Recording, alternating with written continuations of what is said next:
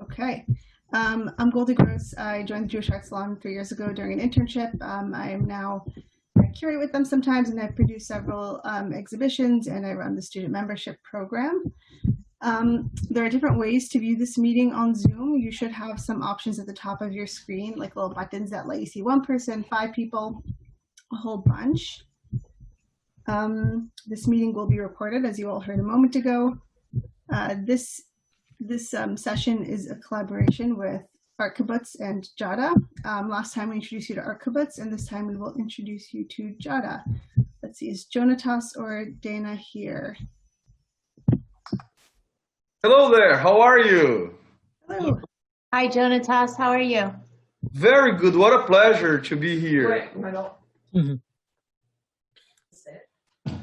I would like to say, first of all, on behalf of Jada, that it's a great honor to be a guest, to be helping sponsor, to be promoting this event. The Jewish Art Salon has been a role model to me ever since I became a member. And I've been following very closely what the presidents have been doing, what all the members have been doing. It's incredibly transformative. The voices in the Jewish voices in contemporary arts right now. And what's most important is, how do I see after this pandemic, where is the art world going, and how does Jada meet with JAS, Jewish Art Salon?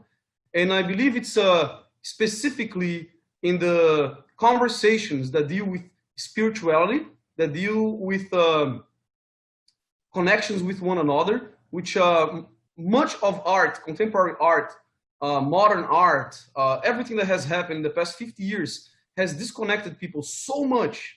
And right now we have this hunger to feel reconnected, to speak about spirituality, about tradition, about history, and to find ourselves once again with guidance that often comes from our sages, but in a whole different, rebranded way, in a very open-minded way. So that's why I believe it's important to get involved with what you are doing, and I'm incredibly proud to be a guest here today. Thank you so much.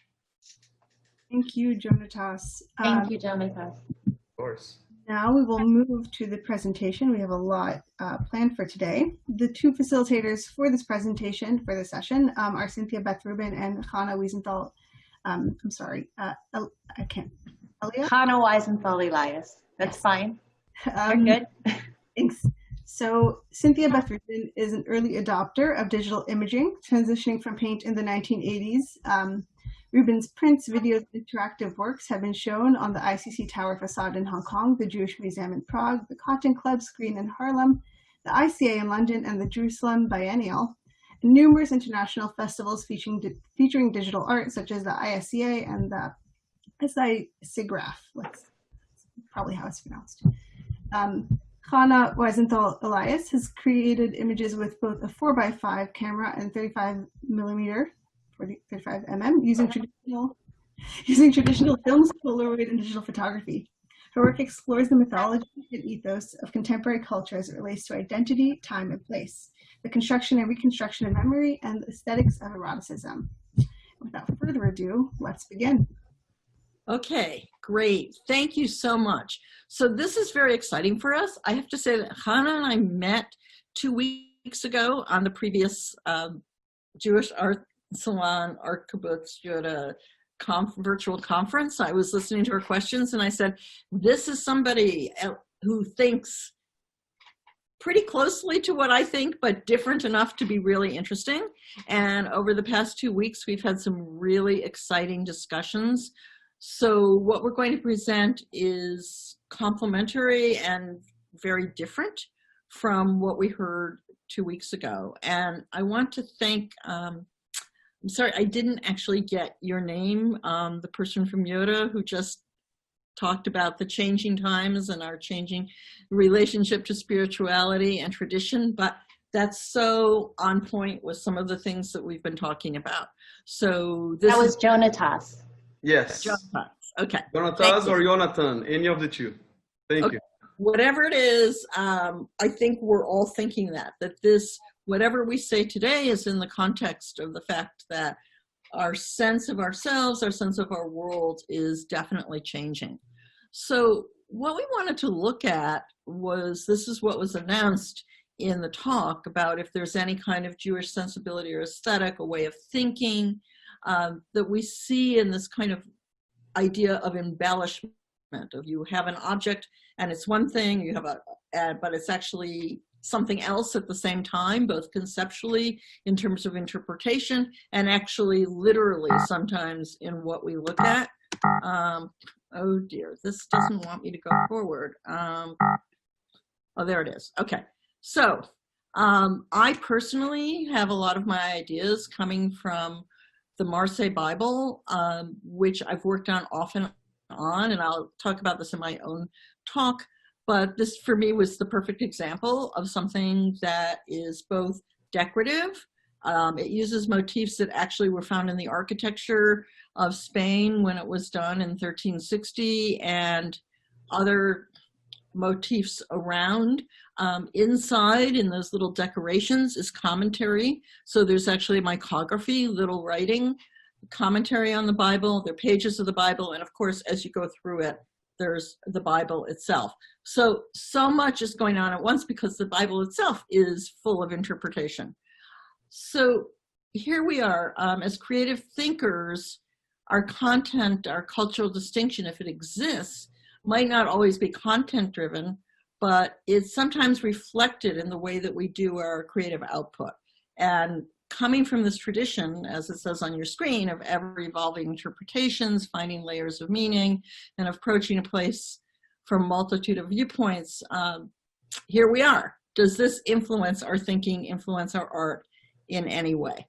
Okay, so with that, Chana will introduce our first speaker.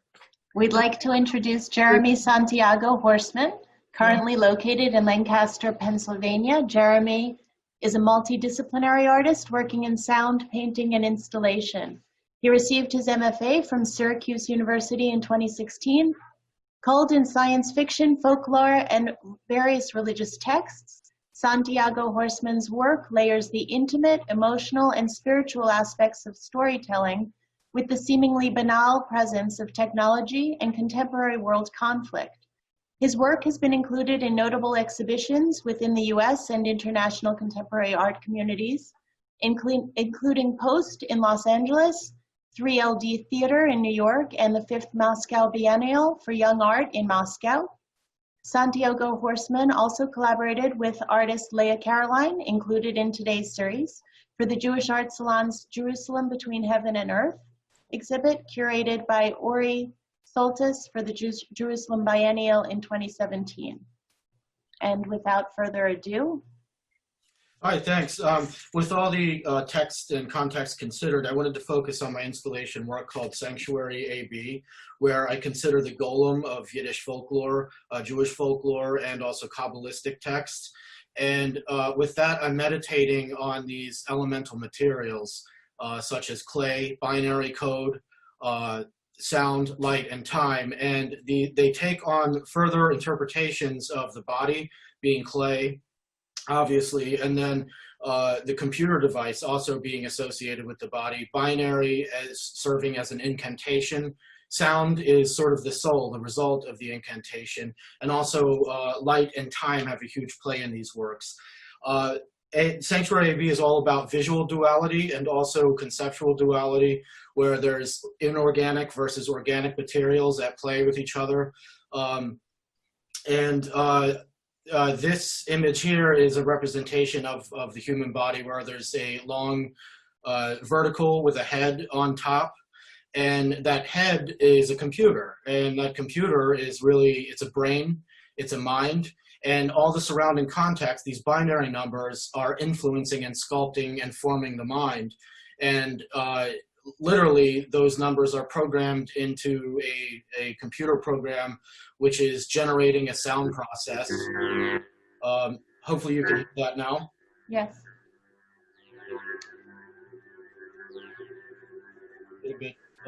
So anyway, the sound itself is very meditative.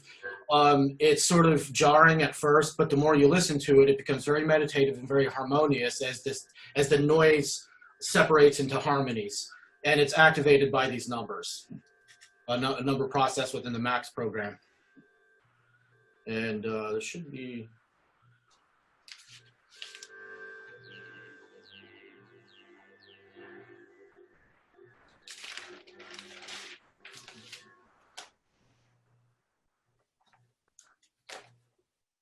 So here's another representation as these binary numbers in clay representing a human body. This structure was actually borrowed from the U.S. military. It's was an old Pacific Front building they gave me permission to work in. And the numbers themselves, and that one spell protect us, protect us, protect us over again. So I'm repurposing a military building. And this one, there's light is at play, and where there's a small amount of light illuminating small parts of a much larger installation room. Here is a work in progress where it's bricks, and each brick is a representation of the body, and it's carved into with these binary, and they are designed to stack up by the thousands to create a much larger body, a much larger structure. All that, I just wanted to make a quick comment on some inspiration about the golem, and that I was heavily inspired by the Ramach, also known as Moshe Cordovero, who was a Sephardic Kabbalist in the 1400s. And he defended golem as a concept in a very, obviously the golem has been controversial in Jewish history in different parts. And he defined golem as a meditation where you take earth and you drop water in it and churn it in your hand or in a spoon, and to contemplate the creation of a human being and also the creation of the world that the human lives in. And that's all I have to share today. So thank you very much. Thank you so much, Jeremy. Thank you. Okay. Next, we're presenting Leslie Klein's work. Leslie is a mixed media and fiber artist from South Florida. She constructs garments and objects using hand-dyed, airbrushed, silk-screened, and embellished fabrics to address her feminist perspective on Jewish themes. Klein has had many one-person shows in the US and in Israel, including the Eden Trilogy, an installation in oil pastel that was exhibited at the Artist's House in Jerusalem. Klein is also well known for her ritual Judaic work, including custom chalot covers and taliot, as well as other commissions. Okay, I hope I have this right. I'm a little, okay, yeah. The Leslie? Garden of Eden captures for me some of the contradictory motifs, these levels of contrariness that I think that Jewish content has seemingly brought out in me. We see the first woman as her virtues of curiosity, reasoning, fruitfulness embodied in the pomegranate, meats both sweet and pungent, and the golden eggs, birth and rebirth on our Seder plates. On the back, however, the serpent perches on the top of the wall, that sly voice, with those who would reserve cherished rituals for themselves, one undergoing transformation before our eyes. At that stage of my art making, Jewish women's scholarship was a shofar blast. Here, Rebecca on the well, the shepherdess, no flounces here, stitched, airbrushed, screen printed, embellished with embroidery and beads, strewn over the rustic coat is my symbolic image of a broken water jug. Her life just doesn't go as well as she had hoped. Rebecca has turned out to be one of my contradictory heroes for her resolve, for her dedication in fulfilling God's prophecy, however she can manage it. I return and again to Rebecca for the Kindertransport in the Holocaust and for the children's immigration. A visit to Dachau was a major revelation that would change my life as an artist. That day, I left in a swirling fog of ghosts, and the medium of fiber, especially clothing with its multi-layers and elements of construction, set me on this path. Lily's birthday dress, this sweet party dress, portrays Jewish resilience during the Holocaust. The frills and lace, however, are sooty and burned, trimmed in faux barbed wire. Concentration camp underneath is airbrushed in bricks and body parts. There are free motion embroidered images. In Daughters of New Jerusalem, the jacket sleeves are synagogue towers, cuffs, the stained glass windows, shoulder caps, the cupolas, the dome and sanctuary emblazon the back, and young girls hang over the mechitza. This piece was quite literally born as synagogue architecture and a tribute to early 20th century Jewish immigrants to New Haven, escaping pogroms. Floating feathers, a recurring motif in my installation work, allude to the destruction of Jewish communities and violence endured in every century. A New Queen in Shushan addresses the ongoing saga of anti-Semitism, a tribute to Jewish heroines from Queen Esther in Persia to Vladka Mead in the Warsaw Ghetto. A lush velvet and organza queen's robe with decorative elements of priestly pomegranate belts, delicate barbed wire and golden piles of eyeglasses, covers a concentration camp undercoat burned and lined with verses from the Megillat Esther. We're asked about our relationship to Jewish thought and the meaning and the symbols and as we create and how they coalesce into a finished artwork. For me, a new piece is often from an inspirational source, a Torah verse, a Siddur phrase. But then I just drop into that place where art happens. Even though I have an initial view of the piece, its own journey follows me in the process. So I would say that being a Jewish artist has deepened my art making, and Jewish sources, cultural, historical, and spiritual, have provided endless inspiration. And I thank all of you and really are delighted to be in this company. Next, we have Beth Haber. Beth Haber is an artist, writer, and designer living in the Hudson Valley. The thematic elements presented in this work began being considered and incorporated into her visual vocabulary as early as 1987. Beth recently expanded her practice to include site-specific sculptural installations. Beth's work, Leaves of Grass, Moss, and Leaves, is permanently installed at the Unison Center in New Paltz, New York, while her piece, To Be Written, was exhibited at the 2019 Wilderstein Sculpture Biennial in Rhinebeck. In 2019, Beth had the pleasure of participating in Jewish art salon Spinoza, Murano of Reason, exhibition in Amsterdam. She is the author of the book Drawing on the Bible, Biblical Women in Art, receiver of an NYSCA Award for Individual Artist in 2020 for her project We Are All Browsers, and has served on the educational staff at the Dia Art Foundation in Beacon, New York since 2009, where minimalism and embellishment make for interesting conversations. Beth, please. So this work is part of an ongoing series of large-scale open books overlaid on scanned chapters of Melville's Moby Dick. Melville continues to speak to the moment. Loomings is the opening chapter. The story and the work are about portent, what is to come and what we know only in retrospect. To begin with some retrospect with an early series from the late 1980s, Redactions, re-edits of visuals correlated to unheard voices of Jewish women. The series was inspired by the archaeological excavations of gold copper strips described as hair ribbons of a noblewoman from Ur of the Chaldees, 2500 BCE. The ribbons become the armature of the chest, defining the boundaries of ornament and story.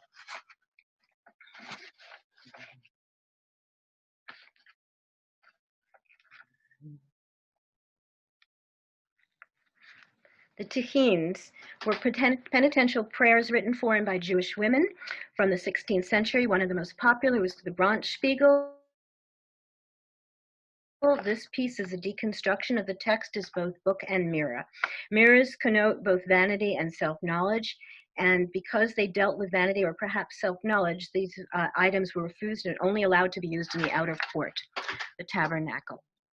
This is from Gluck, the details from Gluck's account, a series based on the memoirs of Gluck of Hamelin, structured on the now archaic form of an account ledger. The world she lived in believed that world the accounts could be reconciled, what are not fixed are elements within the structure. In her world, there was no allowance to go off the page. This is now into the 21st century. Current work, tablets of the Anthropocene, Mylar. Yehuda Amichai wrote, "We are a geologic people." The Anthropocene puts human intervention into the deep time continuum. Using Mylar became a way to explore what adheres to a flat screen surface. The Scuola Cantone.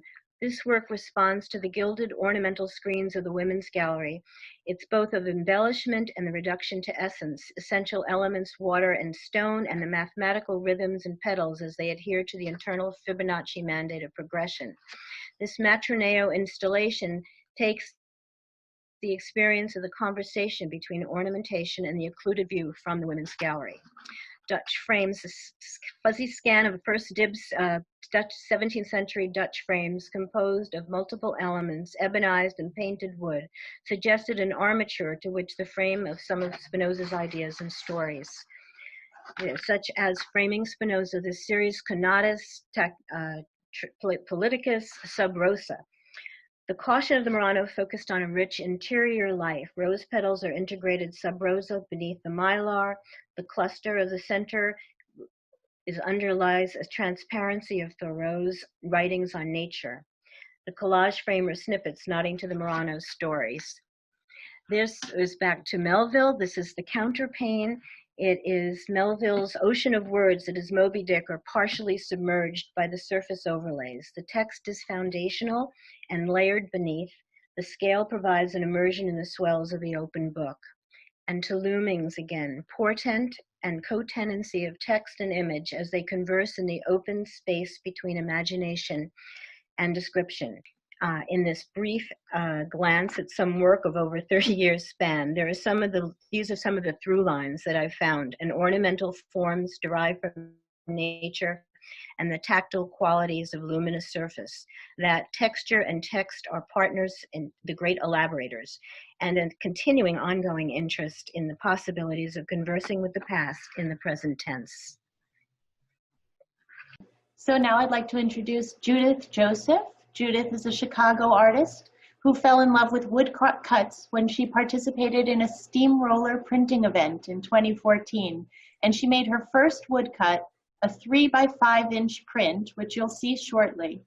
In addition to printmaking, she's been painting in egg tempera, watercolor, and acrylic since 1978. She's a calligrapher and creates hand-lettered illuminated ketubot, and also digitally produces ketubot. She is an Illinois Art Council Fellowship awardee and exhibits her work internationally, and her work is in hundreds of private and public collections, including the Chicago Public Library, the Milwaukee Public Museum, and Kam Isaiah Israel Congregation of Chicago.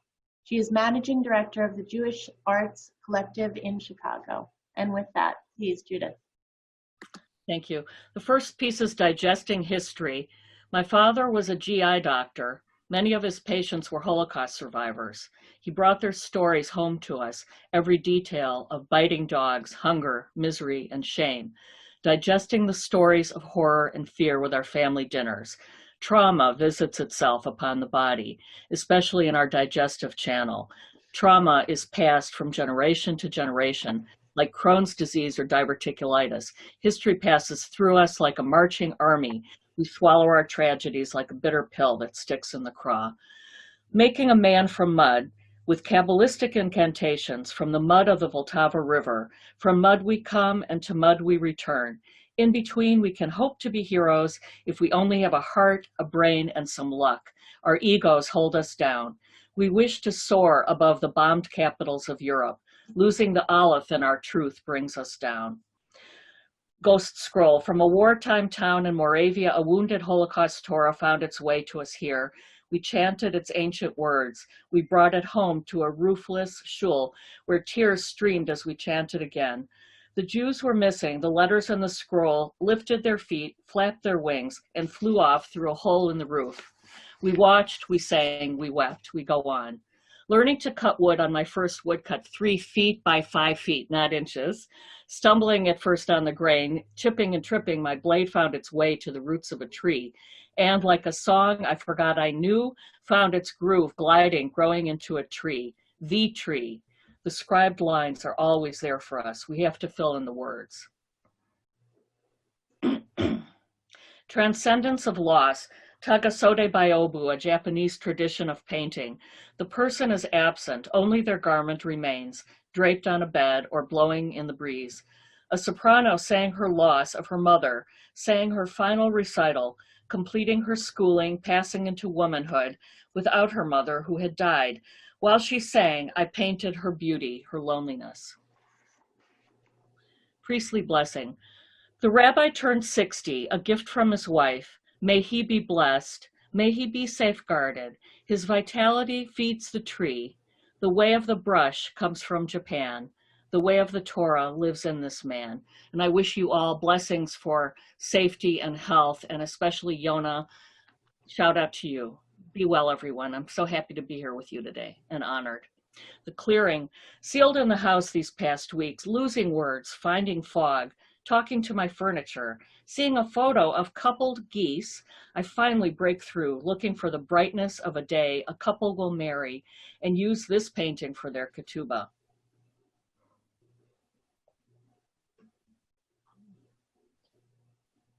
It's coming. Monogram ketubah.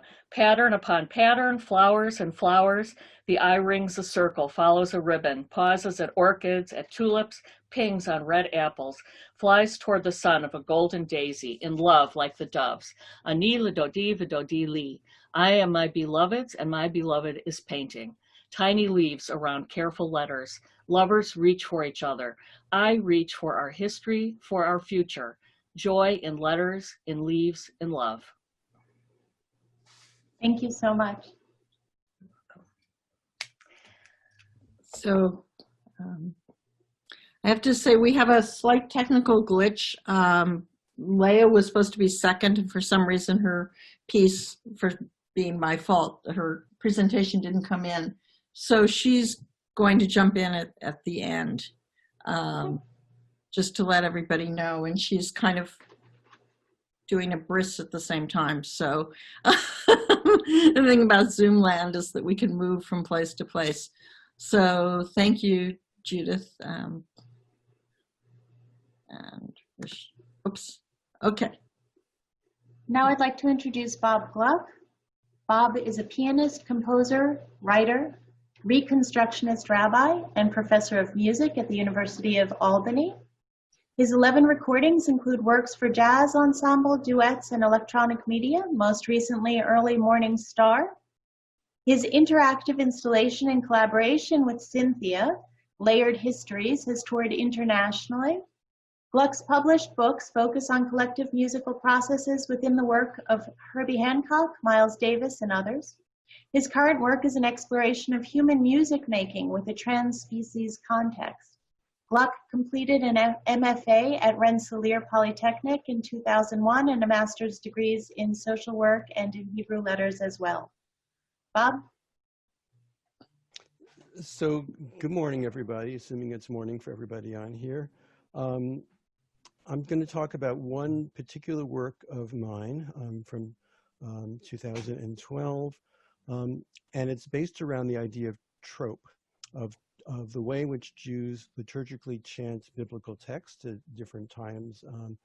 You can see sort of a schematic that I provided my duet partner, in this case, Andrew Sturman, saxophonist. And it has sort of fragments of the haftarah trope, and we'll see a little bit more about what that is. I do want to add that my own orientation, both as a rabbi and also one who plays small group jazz and teaches in Africana studies as well, is really process orientation. That there's really no distinction that I make between content and process, and how things unfold. There are multiple meanings, ways in which they can experience in a multi-sensory way is really critical. And I think there should have been some sound here, which I'm not hearing. Mm-hmm. And maybe It on the wasn't next slide. it wasn't there when I. Okay, so you'd be hearing somebody chanting. Maybe it'll still come up in a slide subsequent to this. You'll hear somebody chanting this haftarah trope, which is little small little collections of melody that are then applied to the text in a kind of systematized kind of a way, but they're fragments. And there are fragments for different holiday settings, Haftarah Torah, and so on, Song of Songs. Not sure we're still on this slide, but Divrei Yirmiyahu ben Chilkiyahu min haKohanim asher banatot be'eretz Binyamin. So she is stringing together different little collections of these segments. What I'm doing in this particular work is taking two traditions from two different, from Jewish tradition and African American tradition that I experience as parallel. They both are involved in wordplay and just a level of playfulness, reinterpretation, and so on. The Jewish version may be better referred to as midrashic process rather than midrash, was originally a way in which the early rabbis understood, or rather re-understood, sacred texts by essentially rewriting them through wordplay, assonance, words that sound alike, and so on. And that free play generates completely new meanings, new versions of text. African-American tradition that I see as in many ways parallel is also a similar free play, in this case in a literary sense, but also then re-understood and repurposed musically through African-American history. Again, instead of wordplay, then free play with melodic fragments, sound, rhythm, and so on, with one instrumentalist playing upon the other, reworking, reinterpreting, and juxtaposing. And this work, Tropelets, draws from both of those traditions in parallel.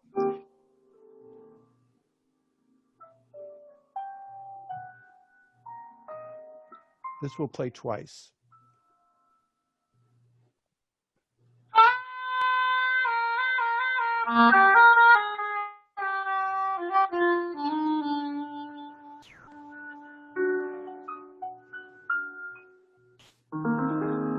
That's the repetition.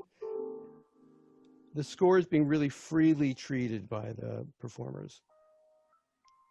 The audio is weaving in and out. I can't quite hear it.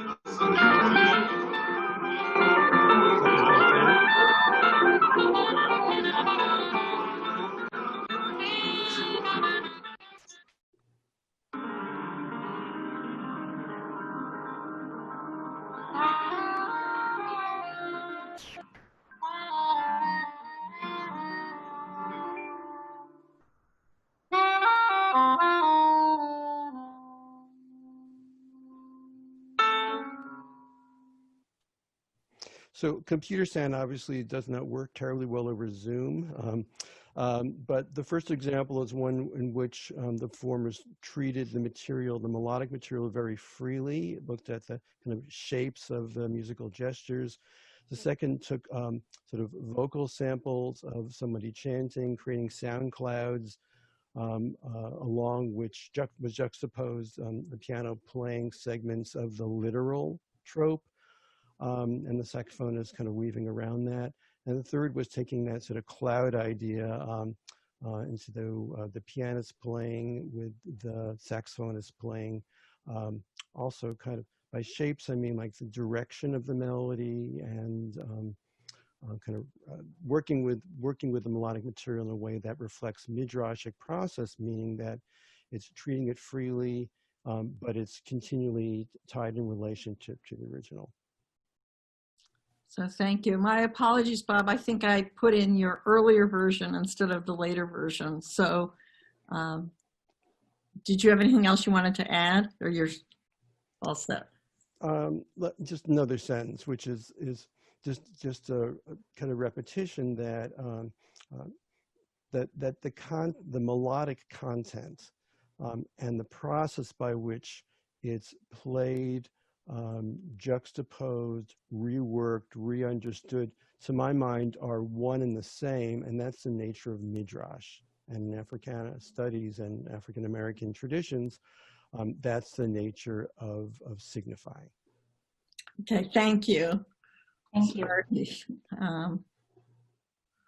Okay, so next up, I have the pleasure of introducing Cynthia.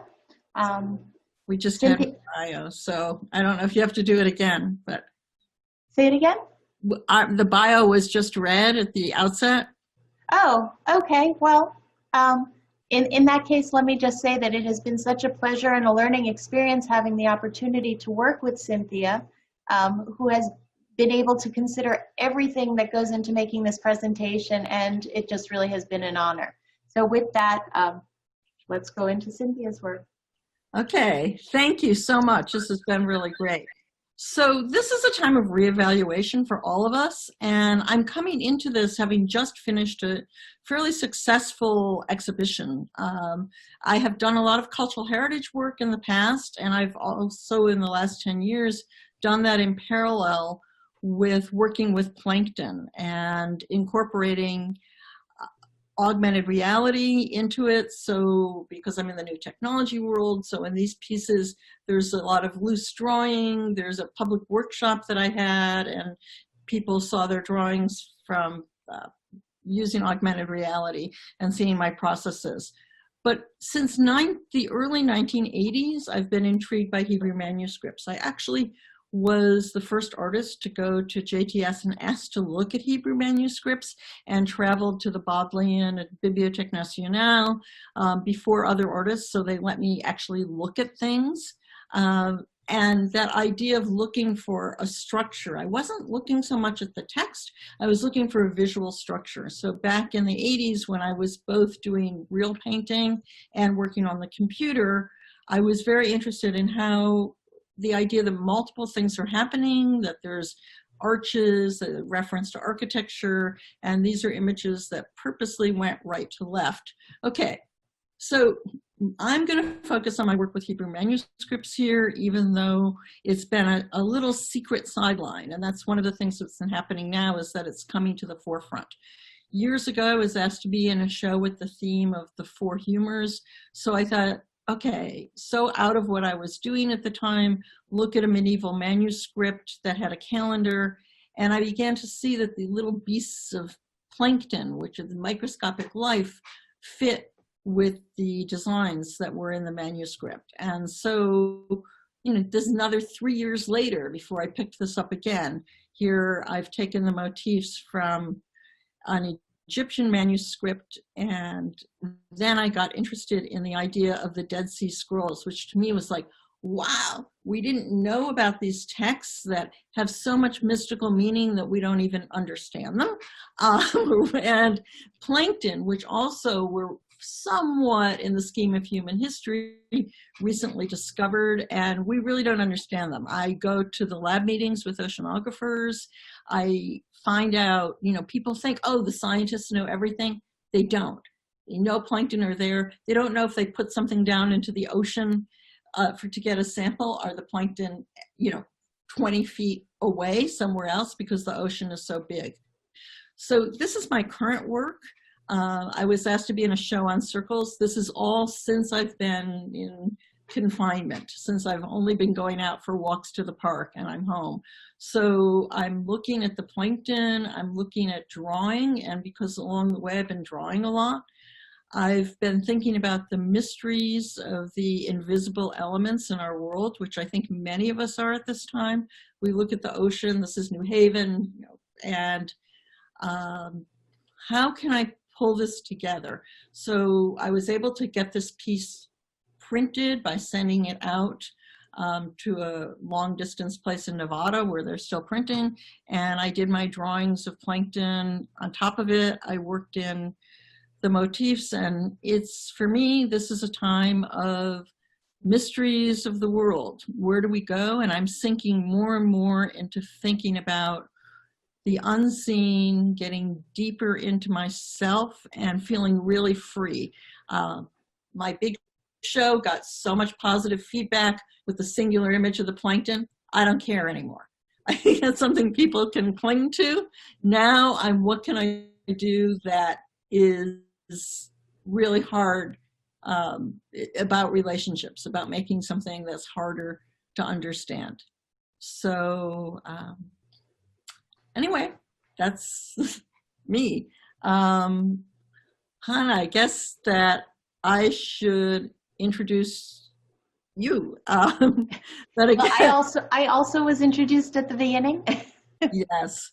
So if you're ready to go. I'm ready. Okay. This is just, again, I have to say it's been such a pleasure.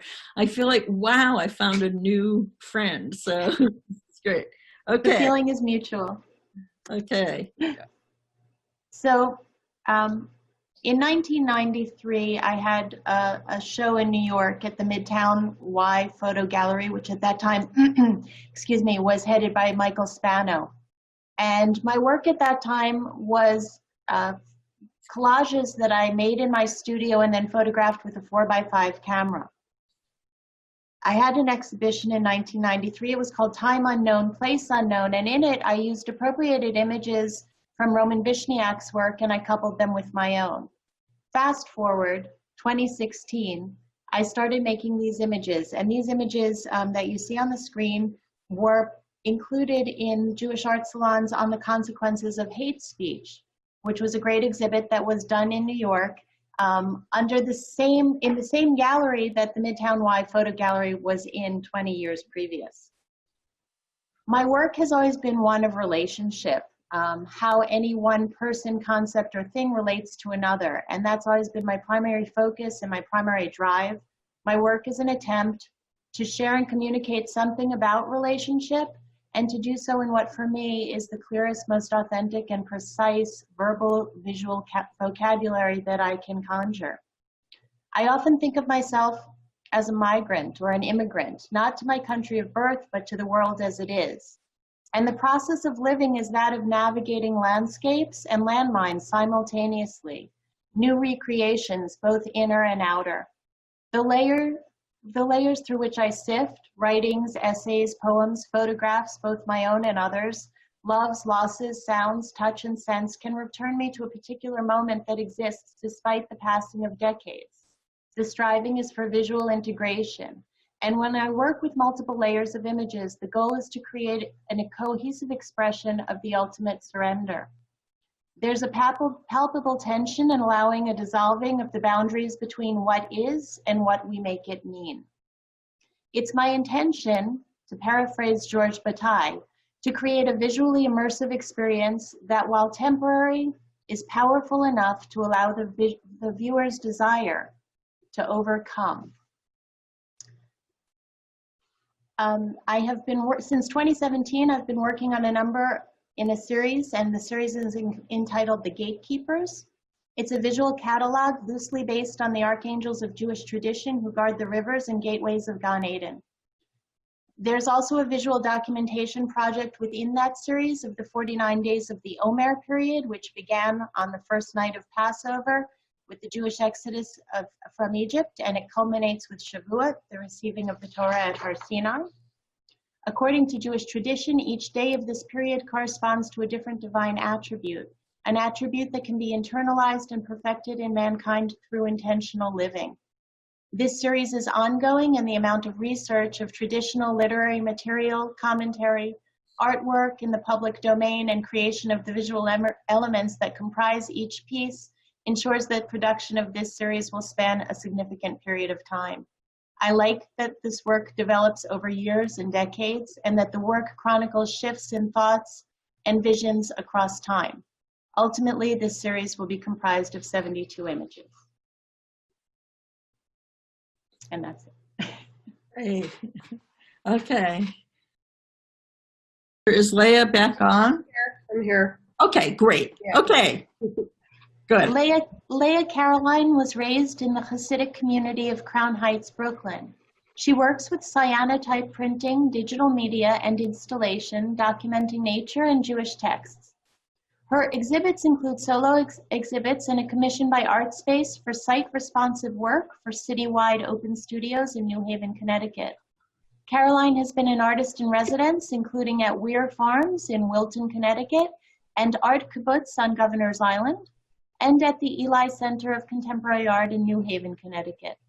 Caroline lives and works in New Haven with her husband and 5 children. Okay, so I'm going to be focusing on this series, I Have Come to My Garden. It started with some nature writing a number of years ago where I wrote about an aloe plant and related it to my pregnancies. Over the winter, I forgot it outside and it died, but I was fascinated with the forms that the dried leaves made. You can see the 2 images on the top. And I started experimenting, seeing what to do with it with different media, how to document the nature aspect of it. And I came across cyanotype, which is a mid-1800s early photographic process where you put the chemicals on the paper, lay things directly on top, exposed to sunlight, and process in water, and it turns that blue. I was exploring different imagery, other imagery as well, that perhaps connected with garden in general, my aloe plant. I was reminded of some texts that I had learned many years ago called I Basi Lagani, or I Have Come to My Garden, which is from Song of Songs. I went back to studying Song of Songs as well, and there was a lot, there's a lot of nature in there as well. Cynthia touched upon the idea of layering. I do a lot of layering with the imagery. And as I was doing that, I had some happy surprises, and I noticed that I was referencing early micrography, the Jewish art form. Here are 2 very long squirrels, about 30 feet long. The top one is mostly textual, and the bottom one is more of the iconography, the images, which kind of forms its own language. While I was doing this, I was at Lyme Academy, which is a very traditional school, a lot of figurative work, and so there was a lot of discussion about why I was doing text. This is an installation at our kibbutz at Governor's Island. In this scroll, I used a lot of collage. I also brought in actual, plant material, and I kind of used the whole room as a Wunderkammer, referencing that. Brought in other elements as well. I was also exploring, I'm interested in materials and the color blue, so I was also exploring techelet at that time and included it in my installation. Again, there was, there's the physical layering. Earlier, some of the black and white imagery that you saw was actually what I used acetate to create my negatives. This is some recent work, again, exploring nature, how to document nature. In the middle image, I am using a scanner, making a scanner photogram. Those are ochres. Ochres are used to create ink. It was a collaborative project I made. And it was, sweetheart, mommy's doing something now, okay? I'm sorry, guys, this wasn't supposed to happen. Alva's asking me something, sweetie. Can I finish quickly and then I'll come, okay? Sorry, guys. Okay, yes, you can watch another video. Okay, I'm sorry. It was tar ink and etc. Yes, I made tar ink, and I used actual tar ink and used it to write tiny letters, Song of Songs. That was one of the images over there, and then there was a close-up of the letters. And there was, again, with the scanner photogram, this I did at Art Kibbutz as well. I painted plants with the ink and scan them. Yeah. Okay, so thank you. That was so great to have like a classic what happened Zoom bombing. Zooming. Yes, it was really wonderful that you made this a true Zoom. Thank you to everybody. So I'm not sure what you're seeing right now because are you seeing this question right now? Not Screen right now. Okay, We do so not see it's it. not my sharing for some reason.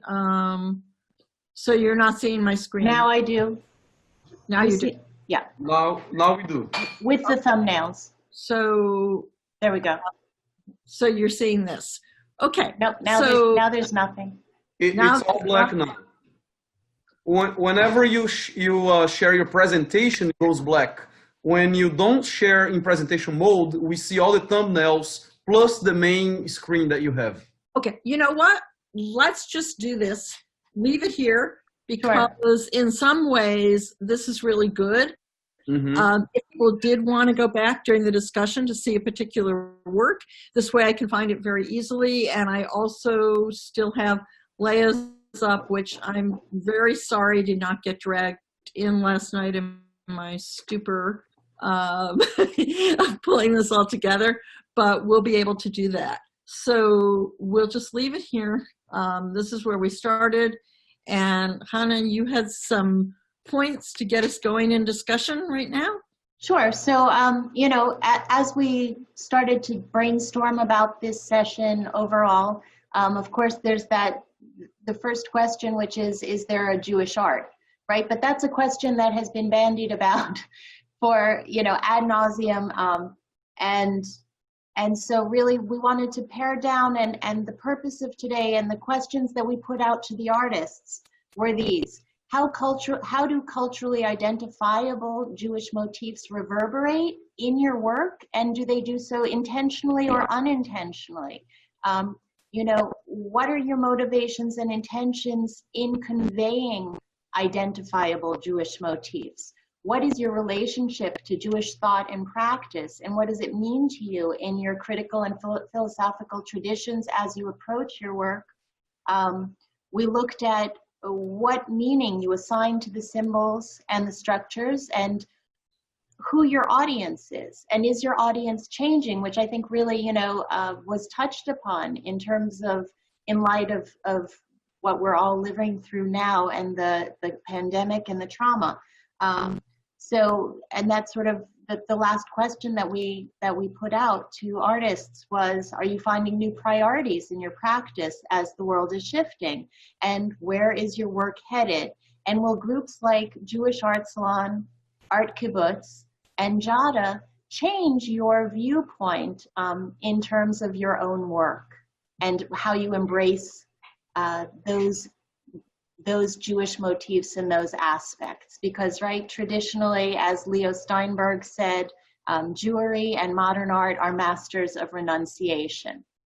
And that has been the experience of many artists who somehow identify in any kind of Jewish context in the modern world.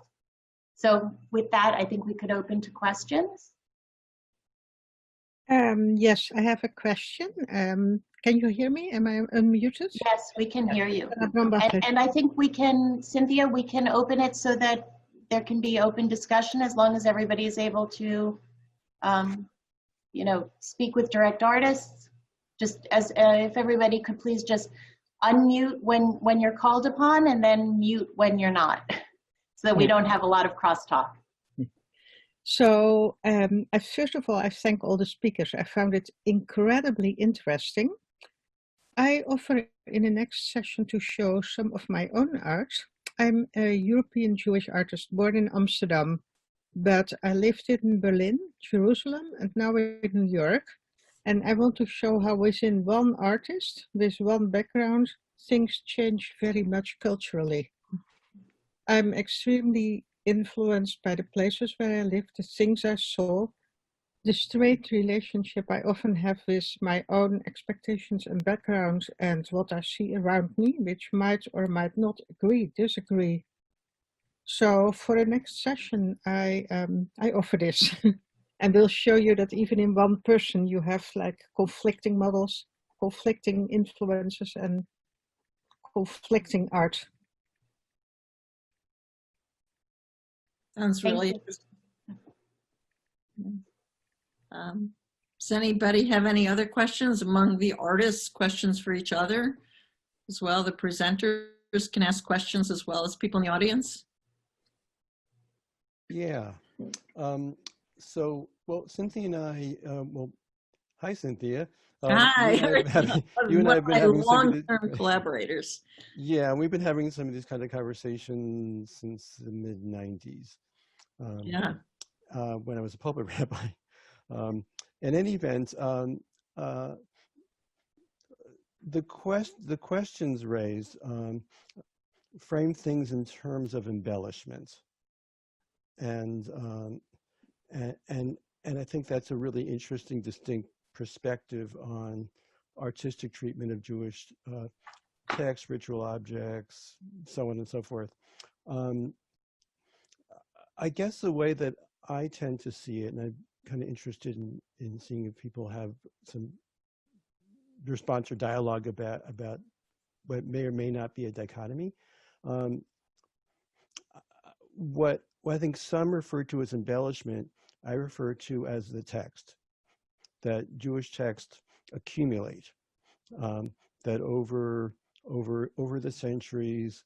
In fact, the biblical text itself is already sort of a commentary on earlier stories, and subsequent commentaries are stories about the stories about the stories about the stories, and translation into what we're calling art is just other sensory, other medium other than just literally text, of further accumulations, further additions, and to what to text that I think Jews view as living. So I'm curious about thoughts about the notion of an embellishment, where I see it really as an extension from the start of just unfolding. And I think part of what we do as artists is discover things that we didn't know were there. And that's the nature of the commentary process in Jewish practice. So I went to Lyme Academy, which is a very traditional school, and I went in a different direction using text, and I was pushed a lot to try to understand why I was doing it. And it occurred to me that it's also our earliest, or at least my earliest visual memory, is learning the alphabet and seeing the letters. And you know, a lot of what I was trying to do was to make that connection with the actual physical and visual forms of the letters. That's and then there's, you know, the layering kind of just happened. I wasn't thinking about it, but hearing, you know, and I see it in my work, and hearing Cynthia talk about it, the layers of meanings and the visual layers and physical layers are interesting to me as well. So I find this interesting also. When Cynthia had first approached me and we started to discuss, and this notion of embellishment was something that I really pushed back against, because to me, embellishment connotes something sort of extraneous. And in thinking about Jewish art, my thinking, and she and I had discussed this, always goes back to, well, what was the original, you know, extension, human extension of art in Jewish tradition, and that really would be the Mishkan, right? And we spend all of these Torah portions talking about how the Mishkan was constructed, and of course it's constructed of materials, but it's constructed by artisans. And even though the prescription for how it's constructed is absolutely documented in the text down to the measurement and the source for each construction, right? What kind of wood and where it's going to be taken from. And like Leah, the techelet, right? And you can't just use any blue, right? But what I kept thinking was that none of the elements in Jewish, like in our ritual Jewish tradition, are those of embellishment. The notion of making something hidur or more beautiful generally is not considered embellishment as much as recognition of what the vessel is being used for and wanting to make it more spiritually imbibed. So that was sort of, for me, in terms of coming to this lecture talking about embellishment, I don't see it as similar to Bob, as seeing something that should be an overlay as much as something that's intrinsic to the work itself. Could I comment? And kind of first directing my thoughts to what Bob said, you had said in your presentation something about rabbinic rewriting. And I think the idea of, quote, embellishment, hidur, mitzvah, as you're saying, essentially it's repossessing. And I think that's a process that has occurred as long as there have been Jews who have become self-conscious about what they're doing as Jews. You repossess. And one of the things artists do, it seems to me, I know that I do, is for me to encounter a text, and essentially the only way I can both have it as part of me and also understand it is to bring it into my world. And that's what, quote, embellishment is. So it's not a matter of foreignness. In a way, it's a matter of self-education. And that's what I believe making art is, as opposed to, let's say, illustration. Illustration would be a reflection of what is and try to get it as accurate as possible so that it can be just like what I think that thing is. Even that, of course, is still a kind of embellishment. But really, I think what we, certainly as moderns and as postmoderns do, is we possess things. And I see in the presentation of almost every single person here on this morning, is you have repossessed it for yourself. This thing that starts as text and hopefully also exists in your life as your life. To me, Judaism does not exist. I am a Jew who lives as a Jew, and we all do it as best we can and as much as we know, and we hopefully are all growing. And part of that is being an artist and making it our own. So I think that's the prospect. I just want to say one more thing. I know I'm going on. I really object to the notion that the question, quote, is there a Jewish art? That's like saying, is there Judaism? That's like saying— Agreed, Richard. And I only brought that up in the context of saying we're not having that discussion here because that has been had ad nauseum in the art world. Right. It doesn't really get us very far at all. So good. I think Judith Joseph had something she wanted to say a minute ago. She had a little virtual hand. Yes, thank you. So I'm really intrigued by what Bob Gluck said about the idea of really embellishment as exegesis, embellishment as exploring and elaborating on the text. But I think that embellishment has other elements, and it has the element of beauty. And beauty is a concept which has taken a real beating in modern art. And if you go back to the Greeks, the idea of beauty was goodness. But I think in Jewish art, for me at least, the idea of beauty is the idea of joy. And I think joy is a really important element in Jewish art. I've been looking at art from the plague era for this artist Beit Midrash that I'm teaching, and there is no Jewish plague art. There's a lot of Christian art that represents death and shows horrors like Bruegel, and I love it. It's fascinating. But the Jews did not focus on death and misery in that period, at least.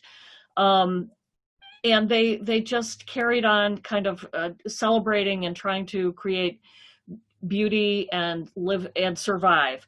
And I'm not saying that Jewish art can't deal with negative things, because obviously my art deals with some pretty dark things. But I think the concept of joy, beauty equals joy in a Hasidic sense, is something that really resonates with me all the time. If I may add, I've been, we just mentioned, Richard and many of you have mentioned that this is an old question. Is there Jewish art? Is this even a valid question? It's good not to have an answer. It's great not to have an answer, but to explore different angles as we have been doing right now. One of the things I have to say is this. As a Sephardic Jew who comes from the Spanish-Portuguese background, we all went through the Inquisition, and then we came back to Judaism about 150 years after our forced conversions, for those of us who returned. And what we do know from by looking at this kind of the kind of art that, let's say, Marranos have made, right? We spoke about, we mentioned at least the exhibit that took place in Amsterdam, Spinoza, Marrano of Reason. And one of the things we can notice from some artists who have a Marrano background or converse or crypto-Jewish background is that they did make art that had some kind of a common thread, and the thread was nostalgia. The thread was also looking at the other with very kind eyes. If we look at certain artists such as Pizarro, whose I believe father came from that background, and he grew up with that kind of wishing to hide his identity as a Jew, and also other artists, even if you include, let's say, Modigliani, you see a great lot of nostalgia in the works, especially the eyes, and also the subjects were everyday people, often prostitutes and beggars. So I don't believe there is one kind of Jewish art, just like there isn't one kind of Jew, right? So we can't answer this as a monolith, but we can find certain things. The other thing I would say is this, if I can add one more thing, is that at least personally speaking, I can only speak for myself. I'm a figurative painter mostly, even though I do 2D, 3D, time-based work. But there's also a sense of guilt for those of us who often engage in creating artwork that shows the figure. There's always that second commandment that says, a prohibition against creating graven images. And we're always asking ourselves, can we do this? I'm going to do this, but am I being a good Jew for doing this? So often I see this kind of a conversation in our art, even with guilt. And those of you who are here today working with text, this is something that at least Spanish Jews have been dealing with for a very long time, as one of the best ways to make a text yours and to be able to project yourself in the idea of as an individual wrestling with spiritual ideas. Islam has done that for a very long time, right? They often focus on calligraphy and geometry, and many of you have been doing that. Hannah's work, everybody else who I saw here today. Text has been something that those who are, B'nai Abraham have been using quite a lot for art. So I would say we have some answers here, but not an absolute one for sure. Okay, I wanted to respond to one of the things that you said about nostalgia. Because for me, especially at this moment, but I think for many of us, this is a kind of time of no time, of feeling history fold back in on itself, of feeling, as we get deeper into our changing worldview, perhaps we're being motivated to be a little bit more spiritual about thinking of how we're connected. And so, and I think for me, that's the appeal of looking at sources that are 400, 500 years old, and thinking about the beginnings of life that we know with plankton and evolution. Yes. So that's just an observation that when you said nostalgia, it sparked that. I wonder if anyone else has been experiencing this kind of time folding in on itself, or just almost disappearing in terms of feeling like society's on a straight line. May I say something? Yeah. My name is Charlotte Hart, and this has been fabulous. I just would like to say that in Torah, it was Betzalel and Oholiav, and they were described as having wisdom, understanding of all manner of workmanship. And many of you have spoken about the experience you have. And I think that if an artist is filled with wisdom and understanding and a knowledge of all manner of workmanship, that wisdom and understanding manifests differently throughout time. And Bob, I think, was saying that he represents figuratively, and we can't figure out why we're sometimes representing the way we do.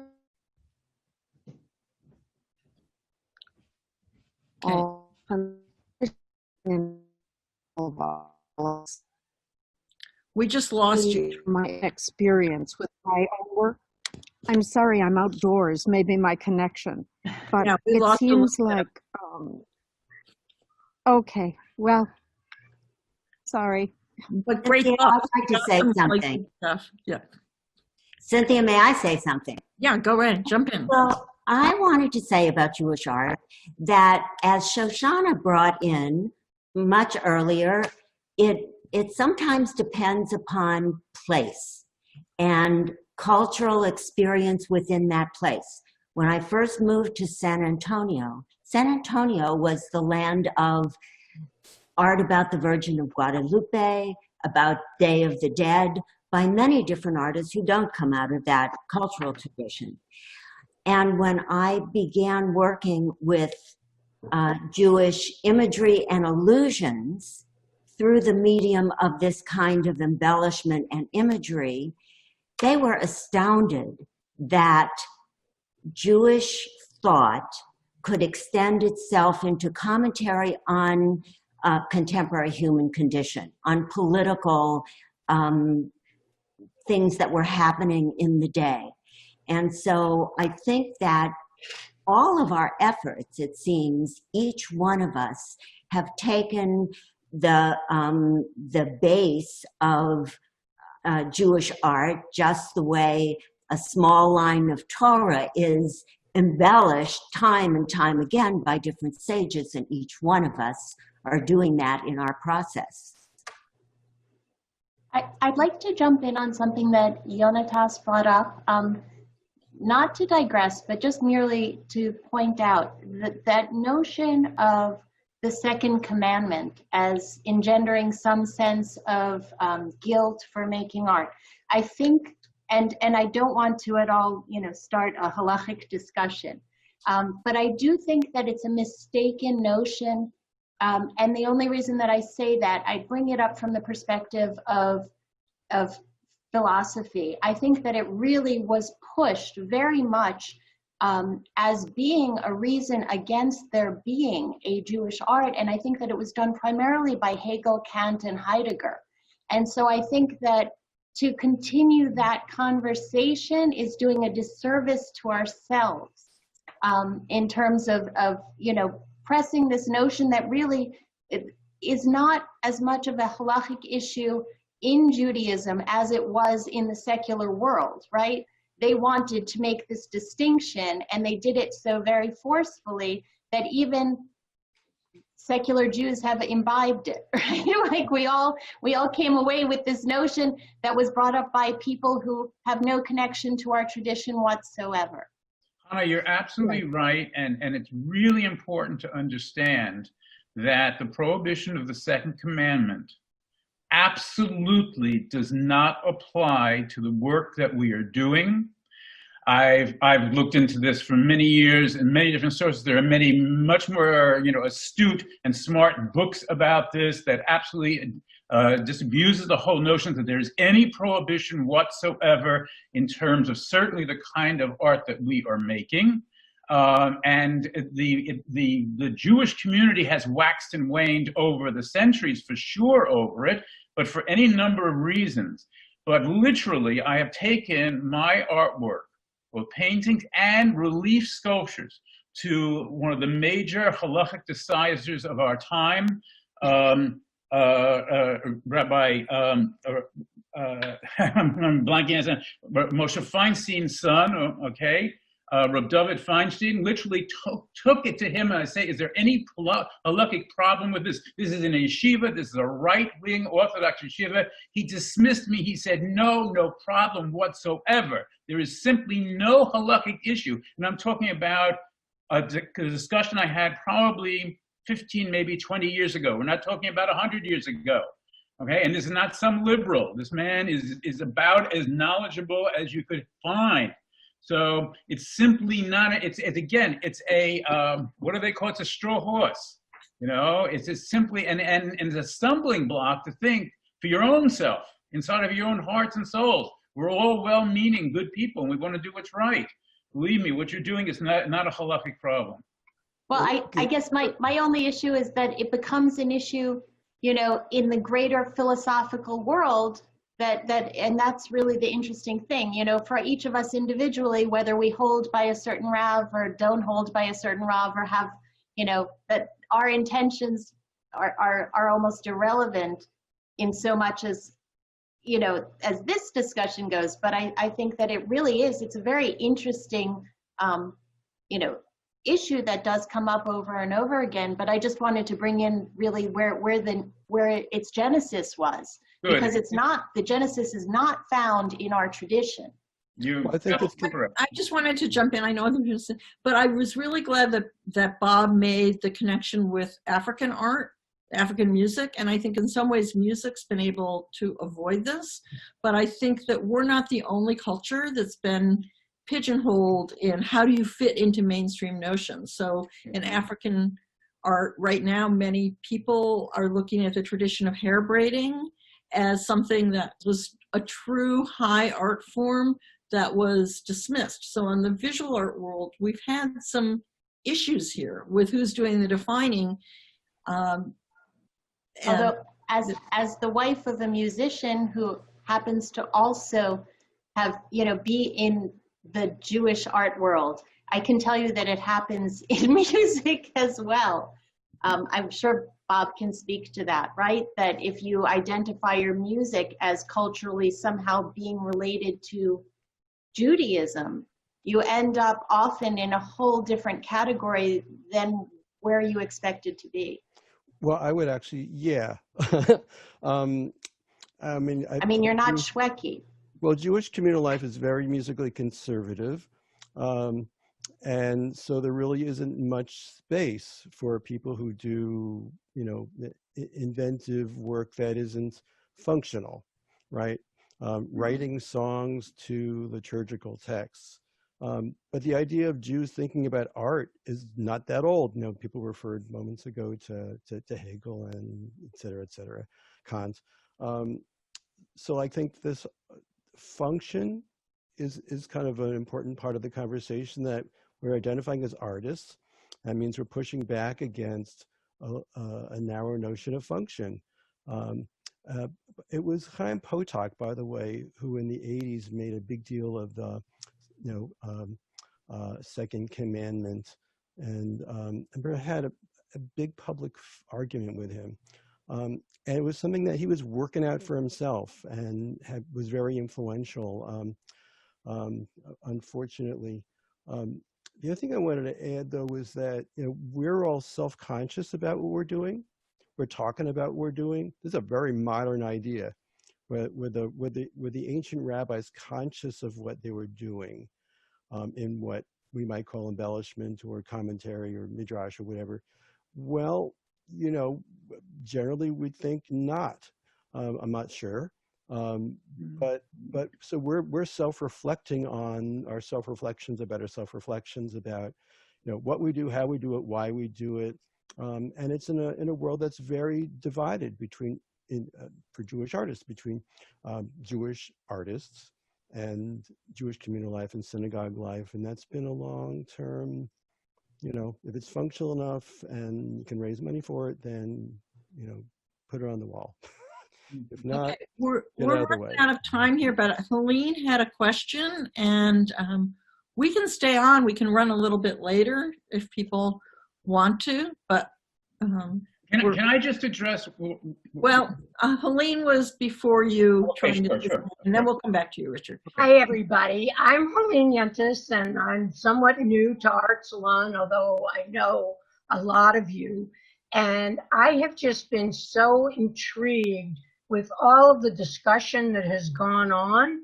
And I know you all create art for an audience. And I just, as I was sitting here thinking about, I live in Boca Raton, Florida, and I was wondering if there's some way that we could all get together and create an exhibit that would be down in Florida sometime in season between November and April of some year. So I'm just throwing that out as something that might be something to take up. Okay, And so after this session, you and Judith Joseph should have some correspondence because she's been organizing people in the Chicago area or part of a team that's been doing it. So that's a And Jonatas is in Miami. yeah, so now you're making these connections, which is fabulous. So to get back to the conceptual, Richard was about to jump in with. I just wanted to mention to Bob in terms of self-consciousness and elaboration. Sitting and learning Gemara, which I do on a daily basis, you really do get the sense that not only the rabbis of the Gemara, which we're talking about, let us say, a period of, say, 400 years, you know, somewhere between the 2nd and 4th or 6th century of the Common Era, you not only what they say, but how the editors of the Gemara put it together, which is, of course, it's a highly edited work. There seems to be an enormous amount of self-consciousness here, of balancing, of arguing, of striving for things, and then contradictions. There is the modernity of the way the Gemara reads, and not to mention just the Gemara, but also Midrashim, feels extremely modern and extremely self-conscious. Now, I may be imposing my modern sensibility on it, but it really feels that way. They're not only not so sure of what they're doing, but they're probing and seeing things from multiple points of view, which tells me a great deal of self-consciousness about their project. Remember, what they know for sure, what they're doing, certainly at the very beginning from the Mishnah and then further, they're reconstructing a religion. They're not just wandering. The heart of their religion has been burned down twice. Not only twice, but then in the Bar Kokhba revolt and the Hadrianic persecutions. And they're reconstructing something and more outside of their land. I think they are very self-conscious about, quote, their elaborations. They're taking one word in the Torah, one story, and making it something totally different, suddenly, you know, turning it upside down. I think there has to be a great deal of self-consciousness in that. All I would add is if you were to ask the rabbis whether that's what they're doing, they probably would say no, even if we know that they are. Okay, sure. Well, there's another project there, because there's a project because you need authority. But right. Then you could point to Yehuda Hanassi as being the person who, you know, lays out that page in such a structured way and decides with great intent how that commentary gets, you know, even though you have these hundreds of years, who is the main speaker and who becomes the commentary around the edge of the page, right? I recently read that in the Bet Midrash, everything had to be private. They weren't allowed to go out and tell people what they discussed, which is an interesting, you know, we're talking about self-consciousness here. It's like on the one hand, they were in this kind of safe space where they could say whatever they wanted, but they knew that this would eventually be for the public, which kind of makes me think of what we do as artists in our private studios, knowing that there's going to be an audience. I don't know, it's a thought. That's a good thought. Yeah. I like that thought a lot because it brings us back to the art. So we're at 12:02, And we said that we would stop at 12, and I'm seeing in chat that some people are leaving. I think, Goldie, are you here? We could go on a little bit longer for those people who want to. We could do another few minutes of questions, but we've had wonderful questions and wonderful discussion, and I know some people wanted to get out and walk around if they are allowed to where they are. I think what we do all need to do, if we possibly can and are each in our way, please have Yona and her husband Yehuda in our prayers. She needs a refuah shalema, and she is so important to us and her family, and so we need to have her in our prayers. Her name is Yonat Yehudis Basara. Her husband's name is Yehuda Yaakov ben Leah, and they both need a refuah shalema. Okay, so thank you. Yona just texted in. Thank you. I think, did everybody see that in the chat? Yes. Yes.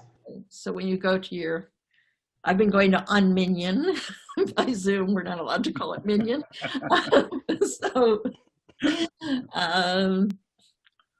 So I think, are we ready to sum it up and say thank you for everybody to be here? Goldie, do you want to make an announcement about the what's coming up in the future, or do you have any? I'm not so aware of what's coming up in the future. I mean, this is part of a series, and I think that we're going to be doing one every Sunday or nearly every Sunday. So stay tuned. We'll be emailing you about that. Yeah, thank you all for coming. Yes, thank you so much for the organizations and all the artist presentation. Thank you. Yeah, thanks to everybody, and I hope that we made some good connections and that you follow up with people that you heard today. And if you're not a member of the Jewish Art Salon on that mailing list or the Art Kibbutz or Yoda mailing list, there's a Facebook page. Try to sign up. So if you heard about this in other ways, please join. Okay. I just want to jump in and say thank you so much to Cynthia and Chana. This was a lot of work for them to put it together, and I know that I made a little extra work for you. Sorry about that, but I'm really grateful because I feel, you know, we're all so isolated, and I feel so recharged and encouraged seeing all your faces, seeing the art, hearing what you have to say. Shout out from Midwest. So thank you very much. Great, thanks. We do have people, we have people here from Israel and from, do we have any people from, yes? And anybody from Europe, other places? Well, soon. I'm in New York now, but I'm planning to relocate to Berlin. Just the Corona crisis made that a bit impossible, but soon I will be in Berlin and stay a member, I hope. I arrived yesterday to Jerusalem. I'm in quarantine. I'm in Dan Hotel in quarantine. I started yesterday and it was wonderful to hear you all today. Thank you. Good seeing you. Be well, Leah. Hello, and I'm from Hong Kong. Oh, welcome, welcome. Thank you so much. Great. Yeah, thank you so much. And yeah, I'm happy that I finally can join. Great. Welcome. Good. So having it Excellent. earlier made it possible for people who were wondering about our people who are 12 hours off. Yeah. 11 hours off. So I should say Lila talk to everybody. Great. Were there any questions for artists while our artists are still on, the presenting artists? Were there anybody who wanted to ask any specific questions? I think we only had, I know that Jeremy left. Okay, well, you have everybody. We were emphasizing people's websites, even though all of us need to update our websites, and you probably won't find on the websites what you're looking for, but you might be able to find some contact information. And again, if you're on Facebook, and I know some people have objections to it, but if you go to the Jewish Art Salon Facebook page, you can post things there too. So to get back in touch with people. So think about it, think about your questions, and I am not sure what's planned for next week or the week after, but. Well, FYI, there is the Jewish Art Salon Artist Beit Midrash will be continuing on this Tuesday at 7 p.m. And so Yona will be sending out the link on that. And I'll be presenting, and Rabbi Bellino will be concluding his discussion of Pardes. And I think we have at least 3 artists scheduled to present next Tuesday, it's coming Tuesday. So that at least is on the board for that. So I just found next week, probably around this time, we'll be having a session titled Not in Heaven, Artists, Partners in Creation, an exhibition review and discussion with curators Judy Cardozo and Dr. Susan Mashman-Furman. So it's probably going to be very interesting. And I just posted a link in the chat of all of our events this month. I think that one again is back to 1 o'clock, which will be a little hard for Hong Kong, but maybe you can stay up. No problem. We are artists. Yeah. Right. I mean, come on, 1 o'clock's early for an artist. I just want to let everyone know that Jada will be promoting a virtual reality art show on May 14th. And it's the title is Quarantined, and the subtitle is A Digi-Romantic Response to the Current 2020 Global Quarantine. So if anybody wants to submit works, it'll be a great virtual reality show. So submit your, find us on Instagram, especially Jada Arts Organization, okay? Excellent. Thank you so much, Jonathan. Thank you, everybody. This was wonderful. Okay, great. Well, thanks everybody for a great discussion and wonderful thoughts. It's been a pleasure to work with everybody, and with Hannah, it's been wonderful, and many of the discussions that many of us have been having have come together. Thank you so much, Cynthia. It really has been a pleasure. And thank you to everybody who was here for participating today. And look forward to seeing you at the next Sunday meeting. Amen. Thank you. This was great. Stay well, stay healthy.